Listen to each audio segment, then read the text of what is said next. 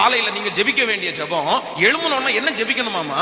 தேவரீர், என் வாயின் வார்த்தையும் என்னுடைய இருதயத்தின் தியானமும் உம்முடைய சமூகத்திலே என்னவா இருப்பதாக, விருதியா இருப்பதாக. நீங்கள் நினைத்து பாருங்க. இன்னைக்கு ஆண்டவர் என்னமோ நம்ம மேல என்ன வச்சிருக்கிறார் அப்படின்னா, கிருபையாய் ஆண்டவர் இறங்குகிறார், கிருபை ஆண்டவர் வச்சிருக்கிறார். வாயை தவறி பேசிடாதீங்க.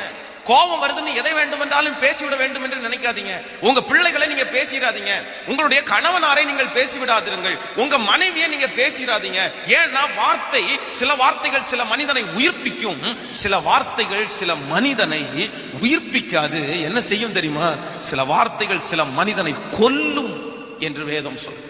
நம்ம என்னமோ அறியாமத்தனமா இருக்கிறோம் அப்படின்னா அது பெரிய விஷயம் இல்ல, அது ஒரு பெரிய பொருட்டா எடுக்கிறது இல்ல.